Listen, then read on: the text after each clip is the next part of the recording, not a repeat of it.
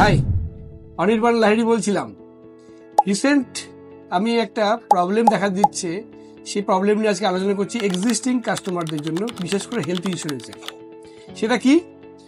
ধরুন, মানুষ দুরকমভাবে হসপিটালে ভর্তি হয় দেখছি, ক্যাশলেস হসপিটালে। একটা প্যাকেজ মেডিকেল কস্ট হচ্ছে, একটা প্যাকেজ ছাড়া। অর্থাৎ ধরুন গলব্লাডার স্টোন, হার্নিয়া, পাইলস, এগুলো প্যাকেজ আছে হসপিটালের সাথে বা নার্সিংহোমের সাথে। কোম্পানির একটা আগে থেকে প্যাকেজ করা থাকছে।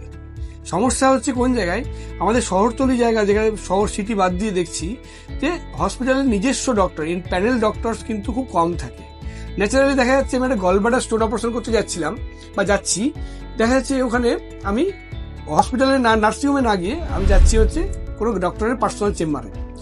ডাক্তার দেখা যাচ্ছে একটা গলব্লাডার স্টোন অপারেশন করতে বলছে আমার 50,000 টাকা তার চার্জ, কিন্তু ওই নার্সিংহোম যেখানে করছে সেই নার্সিংহোমের সাথে আপনার যে ক্যাশলেস কোম্পানির যে হেলথ ইন্স্যুরেন্সে তার প্যাকেজ, টোটাল প্যাকেজটা হয়তো 50,000 টাকা, যার মধ্যে ডাক্তারের ফি হচ্ছে 30,000 টাকা। বুঝে যান, আপনি যেখানে যোগাযোগ করছেন 50,000 টাকা নেবে, আর হসপিটালের সাথে টাই আপ করা হচ্ছে টোটাল 50,000 টাকা, যার মধ্যে 30,000 টাকা হচ্ছে ডক্টরের ফিস।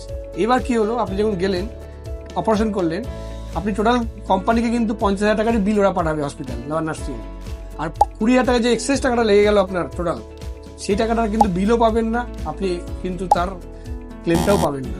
তাই জন্যে আমার বক্তব্য একটাই, যখন আপনি প্যাকেজ করতে যাবেন, যখন প্যাকেজ সার্জারিতে যাবেন, তখন কিন্তু হসপিটাল বা নার্সিংহোমের সাথে ভালো করে জেনে নেবেন তার প্যাকেজ কত, ডক্টরের ফিস কত, আর আপনি যারা ডাক্তারের সঙ্গে করছেন, ডাক্তারের সাথে করছেন প্যাকেজটা, তার কত রয়েছে ফিস।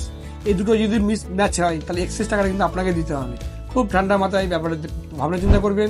আরও বিষয় জানতে আমাকে ফোন করতে পারেন। Thank you.